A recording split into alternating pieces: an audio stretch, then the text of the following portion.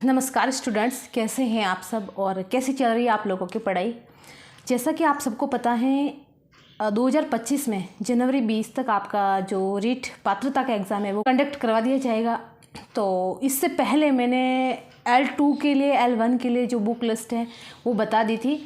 अब जो बाकी रही थी मैंने नहीं बताई, वो है साइंस के लिए L2 सब्जेक्ट साइंस।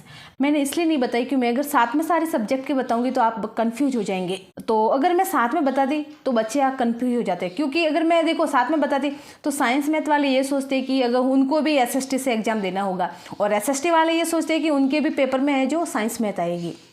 तो जैसा कि आप सबको पता है कि जो L2 में पेपर होता है पात्रता वाला, उसके 4 पार्ट होते हैं। तो मैंने SST वालों को तो पूरा डिटेल में समझा दिया था, लेकिन अब बाकी रही थी वो है साइंस मैथ की। तो आपके भी 4 पार्ट है। अब पहला पार्ट है जो साइको का है, दूसरा पार्ट है लैंग्वेज फर्स्ट, तीसरा पार्ट लैंग्वेज सेकंड, एंड जो चौथा पार्ट है वो आपका साइंस मैथ का रहेगा। तो साइको के लिए लैंग्वेज के दोनों लैंग्वेज के लिए तो मैंने बुक लिस्ट बता दी है। अगर आपको नहीं पता तो आप मेरे चैनल से वो वाली वीडियो देख लें। अब बात आती है कि अगर आपका सब्जेक्ट साइंस मैथ है, आपका जो पेपर है वो साइंस मैथ का होगा, तो फिर आपको साइंस मैथ के लिए कौन सी बुक्स पढ़नी है। तो जैसा कि आप सबको पता है कि L2 का एग्ज़ाम है। L2 से मतलब जब आप टीचर बनोगे ना, तो आप 6th, 7th और 8th इन तीनों क्लासों को पढ़ाओगे। तो आपका जो पेपर बनेगा वो लगभग इसी लेवल पर बनेगा, थोड़ा सा इसका लेवल हाई हो सकता है, ज़्यादा नहीं।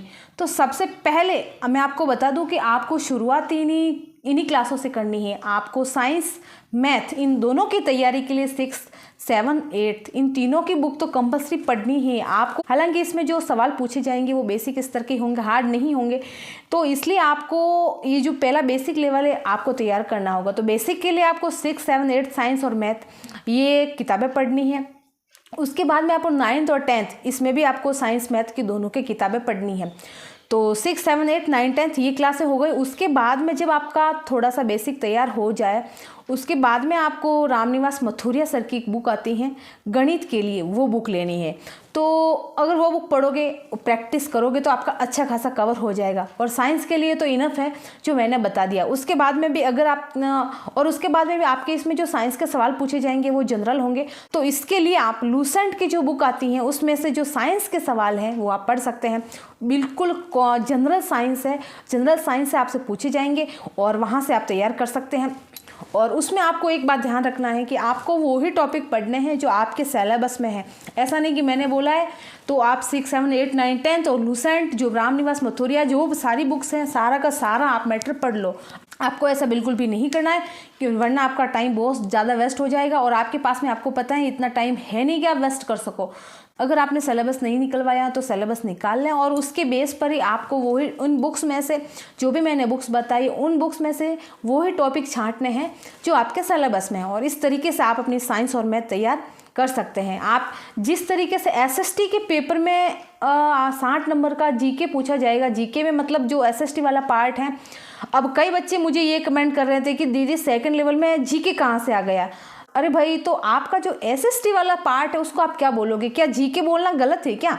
आप उसको GK नहीं बोल सकते? तो बच्चों को यही नहीं पता कि अपन उसको GK भी कहते हैं, GK वाला पार्ट SST वाला पार्ट भी कहते हैं। तो उनमें उस पार्ट में 3-4 सब्जेक्ट कंबाइंड है। तो ठीक उसी प्रकार जिस तरीके से वो SST में 60 सवाल 60 नंबर के बनते हैं, ठीक उसी प्रकार आपके साइंस मैथ का जो पार्ट बनेगा उसके 60 सवाल बनेंगे, 60 ही नंबर बनेंगे। तो जिस तरीके से मैंने आपको बताया है आप अपनी तैयारी अच्छे से कर सकते हैं। और वैसे भी आपको पता है कि पात्रता परीक्षा है तो ज़्यादा लोड लेने की ज़रूरत नहीं है, ज़्यादा किताबों के चक्कर में बिल्कुल नहीं पढ़ना है। ये आपको पता है कि इसमें आपको ओनली क्वालिफाई नंबर ही लाने हैं। आपको इस एग्ज़ाम को क्वालिफाई करना ताकि आप मेन एग्ज़ाम की तैयारी कर सके और मेन एग्ज़ाम तक पहुंच सके। तो पैनिक होने की ज़रूरत नहीं है, घबराने की ज़रूरत नहीं है। बहुत सारी किताबें कि उसने बोला वो ले लो, उसने बोला वो ले लो, उसने बोला वो ले लो, इतना सारा अपनी जो टेबल है उस पर बुक्स का ढेर नहीं लगाना है।